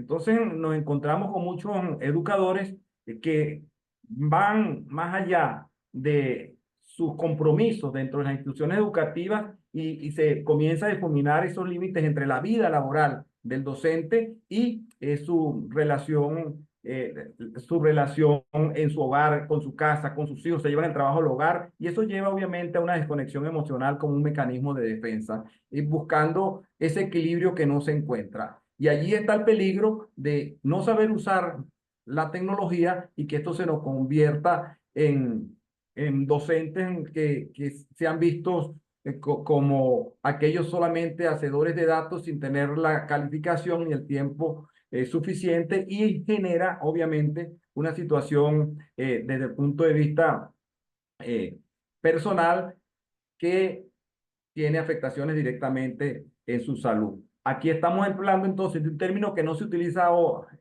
hoy, viene desde principios de la década de los 80 cuando empezaron a aparecer las computadoras, nosotros dejamos la máquina de escribir y ya en ese momento Craig Brock, un investigador de Estados Unidos, hablaba que ya había un estrés que estaba causado por la inclusión de los ordenadores y las nuevas tecnologías en el área laboral y le dio ese nombre de tecnoestrés. Y se comienza a hablar posteriormente de la deshumanización digital, la cual ocurre cuando la tecnología impacta negativamente esas relaciones y la individualidad. Es decir, no basta con solamente nosotros manejar y conocer la tecnología, sino cómo podemos asumir esos compromisos del siglo XXI sin que afecte nuestra salud y nuestra situación laboral.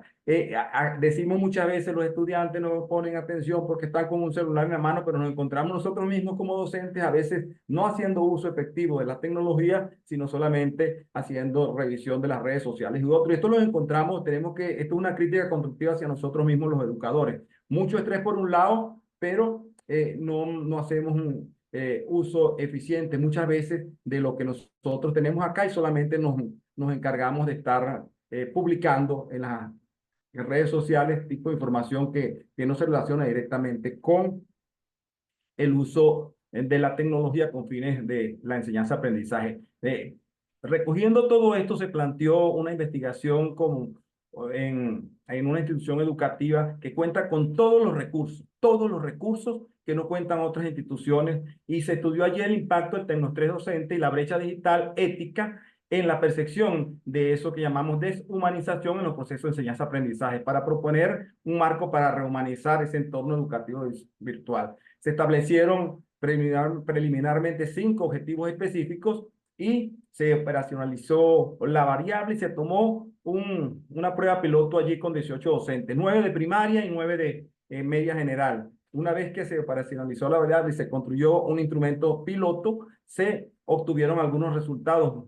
Por cuestiones de tiempo voy solamente a nombrar algunos. En el ítem relacionado con la utilización activa de herramientas tecnológicas avanzadas, inteligencia artificial, plataformas digitales, software adaptativos, entre otros, en la planificación y enseñanza es interesante porque la mayoría de los docentes que frecuentemente y diariamente utilizan las tecnologías.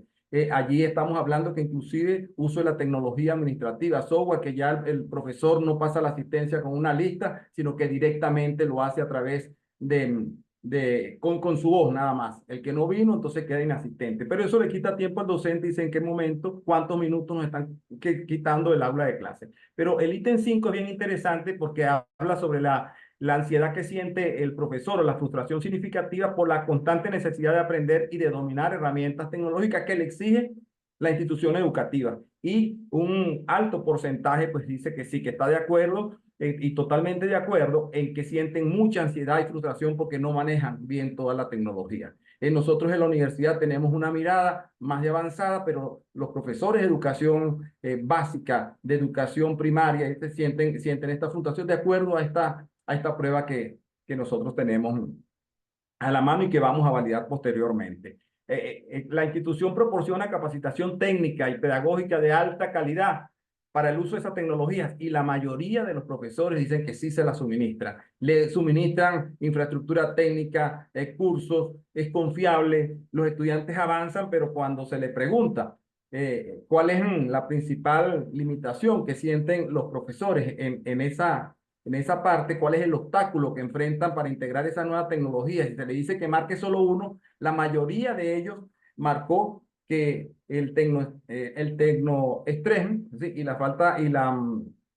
Y la falta de tiempo para planificar limita el uso de la tecnología en sus escuelas, en sus aulas de clase. En resumen, el cuestionario plantea entonces una paradoja crítica entre la muestra de docentes, los cuales experimentan malestar profesional extremo a pesar de percibir buen soporte institucional y los resultados académicos positivos. Entonces, allí hay una paradoja. Hablamos entonces de una hiperdigitalización sin soporte adecuado generada por esa brecha digital que la convierte en una causa estructural de ese tecnoestrés del maestro, del docente. Agotamiento, ansiedad que conducen a la deshumanización y van degradando el encuentro pedagógico a pesar de que estamos avanzando por un lado, por otro lado seguimos con una situación bastante delicada. Políticas de higiene digital es lo que se plantea en este caso para establecer límites claros entre la comunicación fuera del horario laboral. El docente se queja que no tiene tiempo ni de hacer uso de la tecnología dentro del aula. Estamos hablando de aulas que tienen televisor, tienen computadoras, tienen internet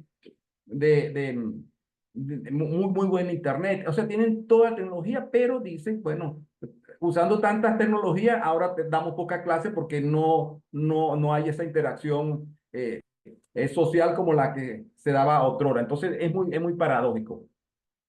Se habla de esa sobrecarga. Entonces se plantea priorizar esa pedagogía digital sobre la mera herramienta, cerrando esa brecha de la competencia. En este sentido, la innovación debe propiciar el encuentro humano, a pesar que estemos avanzando nosotros, como hemos avanzado en este caso en la Universidad de Trujillo y en algunas instituciones educativas privadas. El docente debe generar ese bienestar y ese vínculo emocional para lograr resultados académicos que sugieran la implementación actual de algo que sea sostenible en el tiempo, porque de no ser así, obviamente, muchos de nuestros docentes, y esa es una gran responsabilidad que tenemos, se van a salir de esos espacios académicos porque no encuentran el tiempo suficiente para poder desarrollar su actividad, tanto humana como tecnológica, académica, dentro del desarrollo del aprendizaje. Muchas gracias por su atención. Muchas gracias, profesor Johnny. Muy interesante también el tema que nos trae, a pesar del tiempo y de que tiene que ser pasado muy rápido la información, pero la verdad es muy interesante y que vemos que es necesario hoy en pleno siglo XXI que que existan políticas que ayuden a la formación continuada de los profesores, sobre todo para el uso, para abordar uso de tecnología, porque llega justamente en ese tecnoestrés que nombra el profesor cuando llega un punto de colapso, cuando no hay, digamos, no se sabe qué hacer con tantas tecnologías y cómo traerlas efectivamente en sala de aula. Tenemos una pregunta para el profesor, justo aprovechar aquí al profesor Johnny. Una pregunta para el profesor, hecha por Ali Montilla, y dice, ¿existen detectores de IA para efectos de un trabajo entregado por un estudiante? Pero ¿cómo hacerle frente a las aplicaciones conocidas como humanizadores que permiten burlar esos detectores de IA? Eso es interesante y lo planteaba el profesor Eber en su intervención. Sí hay detectores, pero se ha demostrado también en algunas investigaciones que cuando el prompt que se utiliza lo activa en varias ocasiones, diciéndole que actúe como un humano, llega a despistar esos detectores del IA. Entonces, lo que se está haciendo, y tal como se está haciendo allá en el norte, lo planteaba Eber, es enseñar a las personas a utilizar el IA. Nosotros estamos en este momento, en esa institución educativa, comenzando a enseñar a utilizar el IA. Cómo se elabora el prompt. Entonces, cuando se envía una tarea, una actividad, no se evalúa el resultado, el producto, sino se evalúa el proceso. Y creo que hacia allá va este sistema educativo. Se puede humanizar siempre y cuando tú enseñes a el estudiante a que haga buen uso de esa tecnología, de la IA, Si haces buen uso de eso, eso lo puedes evaluar y eso es humanizado. Tú estás utilizando, obviamente, la tecnología para mejorar tu nivel educativo. En cambio, si tú lo utilizas con la trampa y viene el concepto de ética, que lo escucharon por allí a lo largo de esta actividad, se genera una situación que va en contra de lo que es el proceso humanizador. Estamos dependiendo es de la máquina, estamos dependiendo es de la tecnología. Exacto. Así es. Bueno, gracias, Complementar, profesor. A ver, otra pregunta. Aquí me hizo una pregunta, solo que no sé si es del profesor, para el profesor Johnny Umbría. Vamos a ver, o otros que estemos allí, de los profesores que presentaron, que puedan responder también. Es una pregunta de Zoila María. ¿Cuáles serían las estrategias de aprendizaje más adecuadas para equilibrar los pensamientos convergentes y divergentes en un aula de clases? ¿Quién podría responder? No sé, el profesor Johnny, Bueno, no sé, Fran o yo, cualquiera, puedo responder. Frank o Juan. Si nosotros, bueno, voy a responder. Nosotros tenemos, o Fran, adelante, Fran. No sé a quién va dirigida la pregunta, porque las temáticas pueden ser pues, leídas, interpretadas de diferentes focos, pero si, digamos, la tomo como una posible pregunta que vaya dirigido hacia las estrategias desde el estrategia de aprendizaje activo usando los simuladores FEC, la clave allí son la personalización de los aprendizajes. Hoy en día tenemos aulas de clase con diversidad, en este caso, de jóvenes que tienen eh, tanto algunas deficiencias producto de, qué sé yo, elementos hereditarios, diversidad funcional en cuanto al aspecto cognitivo y físico, como elementos también de formación con formas de aprendizaje más avanzadas, más desarrolladas. Entonces, la convergencia entre los aprendizajes divergentes y convergentes es la adaptación de una personalización del aprendizaje. Lo que ocurre es que a nivel educativo siempre estamos acostumbrados, o el modelo tradicional está acostumbrado a una formación como fábricas, a una uniformidad de los aprendizajes. Y eso pues trae como consecuencia de que algunos vayan más avanzados, vayan más lentos en sus procesos, y no es sencillo para el docente canalizarlo. Pero ahora con todas las tecnologías, con todas estas formas de personalizar el aprendizaje, y justamente ya lo que nos han dicho los demás colegas en cuanto al uso de las herramientas tecnológicas como las IA, se puede hacer, disponer de herramientas de inteligencia artificial que ayuden a personalizar el aprendizaje para chicos que tengan alguna condición de pensamientos convergentes o divergentes, y bueno, explotar esas posibilidades para mejoramiento en el aula de clase. Sí, muy buena respuesta, porque es bastante amplio cuando hablemos de estrategias de aprendizaje, pues hemos presentado en esta actividad varias alternativas, ¿no? Es sumamente amplio y es dependiendo mucho también del grupo, por ejemplo, del grupo escolar, del grupo, ¿no?, específico en sala de aula, para ver cuál es la estrategia que se adapta mejor, que pueda ayudar a esos estudiantes a ganar aprendizaje, que digamos sería el objetivo. Profesor Johnny, Sí, no, quería ¿tiene otra complementar? Ok. complementar lo que decía Fran, y de verdad que cuando hemos tenido en los últimos 6 meses la oportunidad de validar algunas de estas tecnologías, la aplicación personalizada y grupal, ¿sí? Y lo estamos haciendo a través de la formación para las Olimpiadas Matemáticas, por un lado, y la Olimpiada de Robótica, porque aquí estamos hablando que el STEM se está desarrollando en un proyecto que estoy dirigiendo, y ahí tenemos robótica, tenemos finanzas, un programa nuevo en Venezuela a nivel de software educativo, también tenemos el Digital Skill y tenemos otros programas de índole científico. Y ¿qué hemos hecho? Hemos detectado dentro de las aulas de clase de los diferentes niveles no a través de la selección del profesor de aula, sino de un equipo. Hay un equipo STEM que está trabajando directamente con la captación de los talentos en cada una de estas aulas. Entonces, captamos los talentos, se están abriendo, ejemplo, un laboratorio de matemática, se está abriendo un laboratorio de robótica, y así vamos invitando a estas personas, a estos niños y adolescentes para que se sumen y los vamos preparando. Entonces se le da fuera del aula, sí se le da un aprendizaje personalizado, pero dentro del aula está el gran reto. Hay algunos que están mucho más avanzados que otros. No sé si traemos a colación los resultados de lo que presentó la UCAC.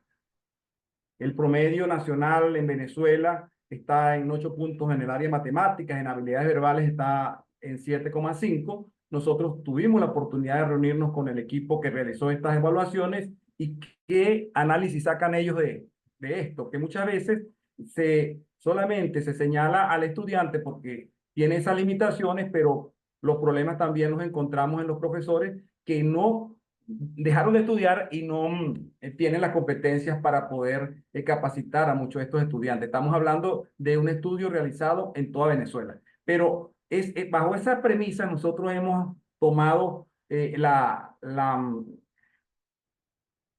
personalización, sí, y es llamativo cuando algunos estudiantes que son muy aventajados han dicho, yo me quiero quedar donde estoy y aprender dentro del aula de clase. No quiere salir a tener una enseñanza personalizada, valga la redundancia. Entonces, es muy interesante esa pregunta porque nos viene a nosotros a contribuir a lo que estamos haciendo, tratando desde las diferentes instancias universitarias y media general, primaria, inclusive hasta preescolar, que es donde se comienza a generar este proceso de tecnología. En preescolar es impresionante cómo se comienza a manejar en el caso de robótica y cómo va subiendo hasta trabajarse en media general lo que es ya la programación. Antes lo veíamos nosotros en la universidad. Hoy estamos viendo ya programación en tercero, cuarto y quinto año de bachillerato. Ahí no lo personaliza, pero sí se aplican técnicas como minimizar el número de estudiantes por aula.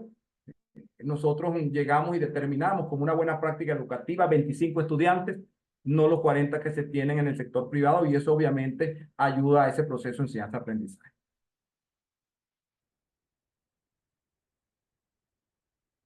Perfecto, muchas gracias, profesor Johnny. Entonces, para dar continuidad, antes de acercarnos ya para finalizar nuestra actividad, tenemos la presentación de la profesora Gladys Gutiérrez, que como informamos al principio, por cuestiones de salud, la profesora está un poco fónica y no puede hacer su presentación, pero claro que vamos a tener ella más adelante en otros eventos futuros, inclusive en un congreso que vamos a estar proponiendo para el año que viene. Luego vamos a estar divulgando en nuestras redes sociales, en Instagram, @CRINCEF, para que nos sigan, que siempre vamos a estar publicando informaciones ahí o @Física Inmersiva también, que vamos a estar compartiendo información. La presentación de la profesora Gladys, digamos, tiene que ver con la investigación cualitativa en la enseñanza de las ciencias naturales, enfoques, métodos y experiencias emergentes.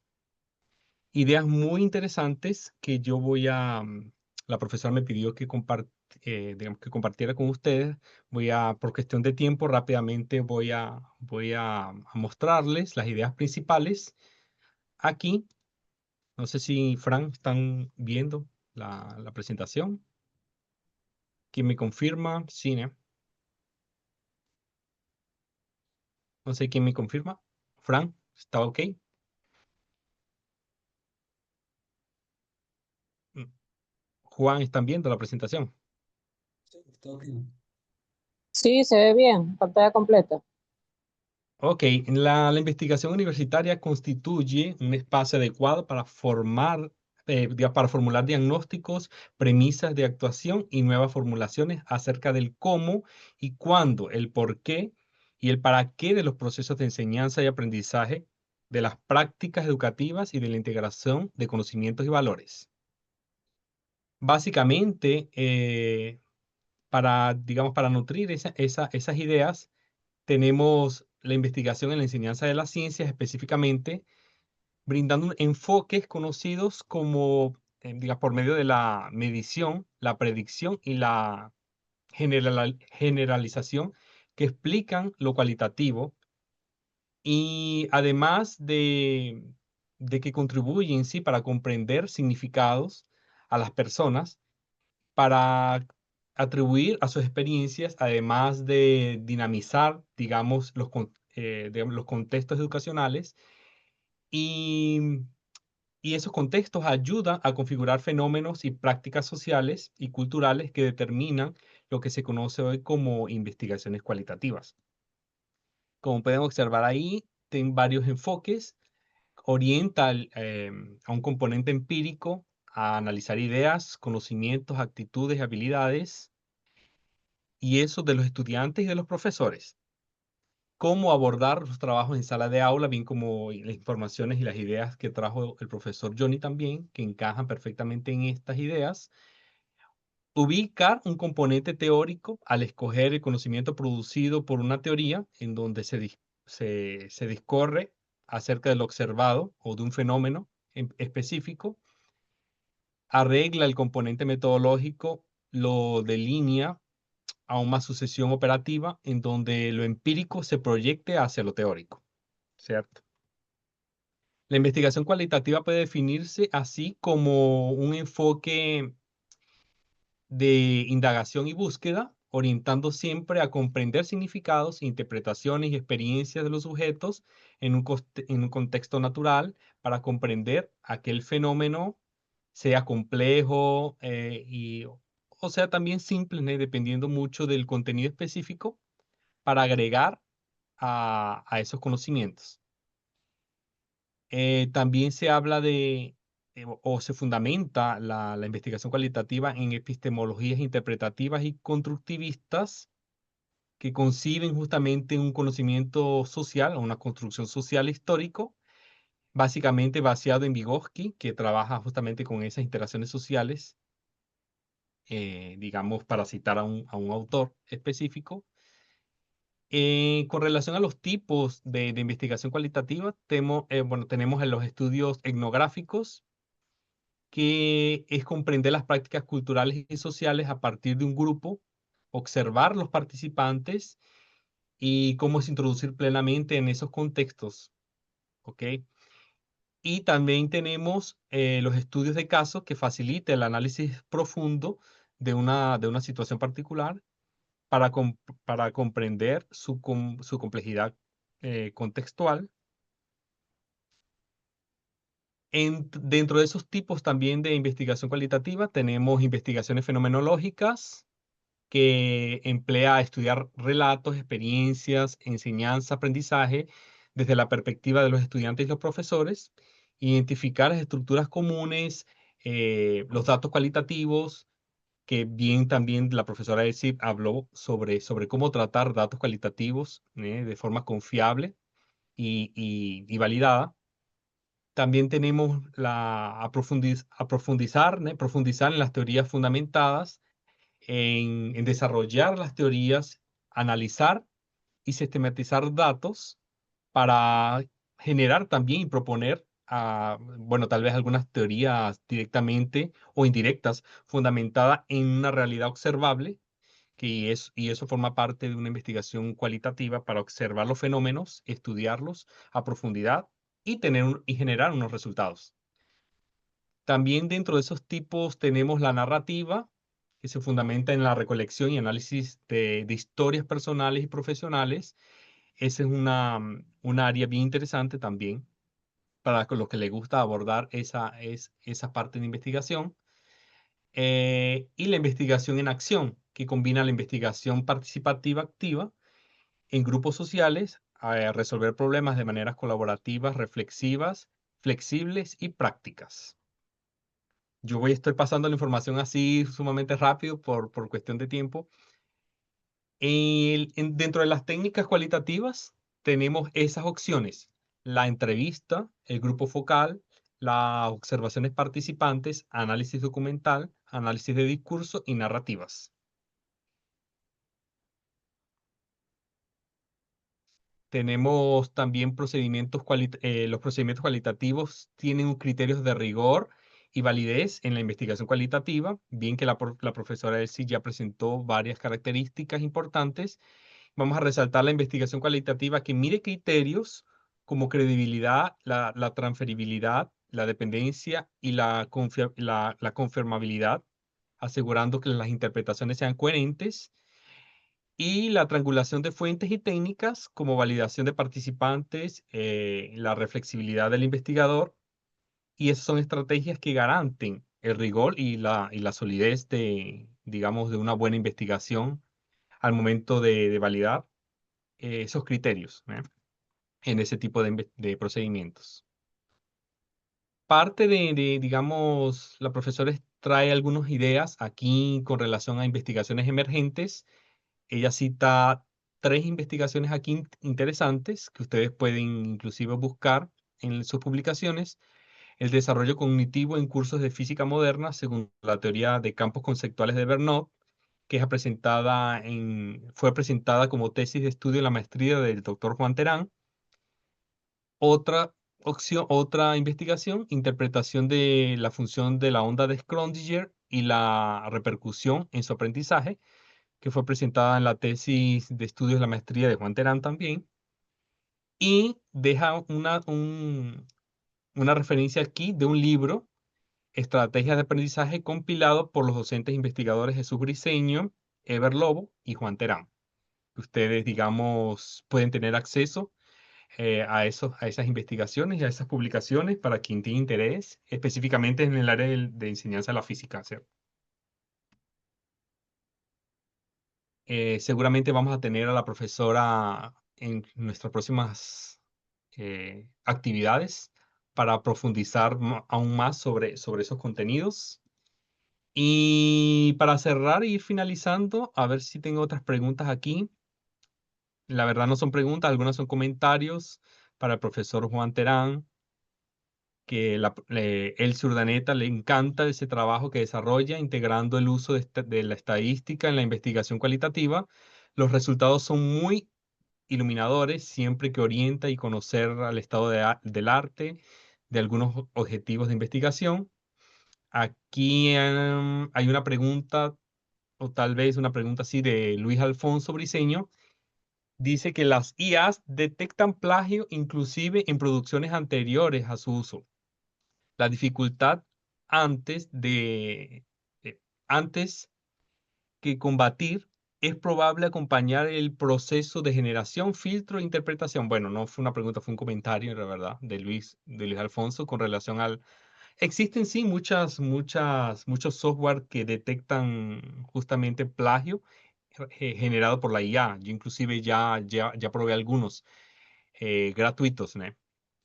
Y esa cuestión de humanizar el texto, yo digo que es complicado porque el uso de la inteligencia artificial tiene que ser de forma ética y moral, porque hoy en día, bueno, esas herramientas están transformando, digamos, varias áreas de conocimiento y que sirven sí de ayuda para las investigaciones, pero de forma ética y no es copiar y pegar, digamos. Se necesita esa reflexión de la persona, del investigador, y ese análisis al final tiene que ser de la persona que está investigando, ¿no? Que está utilizando esa herramienta de forma más, digamos, coherente y reflexiva, diría yo, en esa parte. Y más interesante, a ver, ¿quién más preguntas? Otro comentario aquí de Mayerlin Valera. Buenas noches, excelente información facilitada por cada profesional. Me presento como Mayerlin Valera, docente en ejercicio del nivel de educación media general en una institución rural y es egresada de pregrado de la Universidad de los Andes, del núcleo, en la mención de Geografía y Ciencias de la Tierra, y es magíster en Gerencia Educativa. Actualmente en proceso educativo para obtener el título de doctorado muy bueno Excelente, gracias por estar aquí con nosotros compartiendo. Ella dice, con respecto a lo que dijo el doctor Umbría, los estudiantes confunden en tener redes sociales o saber cualquier truco de ellas con tener conocimientos de tecnología. Y ni hablar de los docentes. Yo hablaría de tecnofobia. Es un término interesante. Es aquí donde es evidente la brecha digital y la resistencia al cambio de la que hizo mención el doctor Everlow. Investigaciones constantes, independientemente del nivel académico, que es lo que uno imparte. Excelente todos, mis respetos para ustedes. Muchas gracias. Interesantes las exposiciones a todos. Y bueno, muchas gracias, la verdad, a todos. No sé si hay algún otro comentario de los participantes, de los profesores que nos acompañaron. Ya nos estamos despidiendo, estamos cerrando nuestra actividad. Solamente para Eh, responder gr- una pregunta rápidamente, Richard. sí, puede ser, Sí, profesor. Soy la Rivas preguntó que cómo direcciona a sus estudiantes en el verdadero uso de la tecnología. Y con una sola palabra, acompañamiento. Si no hay acompañamiento, es imposible que se pueda direccionar al estudiante en el uso ético y como ella dice, en el verdadero uso de la tecnología educativa. Es el acompañamiento y ese es el gran reto que tenemos los educadores. Exactamente, exactamente. Y tiene que existir digamos, una formación continuada, sobre todo por los profesores, porque siempre tenemos que estar preparándonos. Hacer valer siempre la educación y la investigación, que es lo importante. Bueno, gracias a todos los que nos acompañaron en esta actividad tan bonita y tan nutritiva. Gracias a todos los participantes, los profesores que brindaron sus conocimientos y quedan invitados a los próximos eventos. Ya estamos organizando un congreso que Dios mediante sea internacional, donde todos podamos, digamos, participar y de ya sigan nuestras redes sociales @CRINCES, donde vamos a estar compartiendo informaciones sobre futuros eventos. Muchas gracias a todos y que vive el CRINCEF, ¿né? Que vive el CRINCES con sus 24 años y que sean muchos más para todos nosotros. Gracias a todos y que tengan buenas noches. Gracias. Gracias. Gracias, Juan, todos. Gracias, gracias a todos. Chao. Saludos. Saludos. Sí, de verdad. Chao. Chao.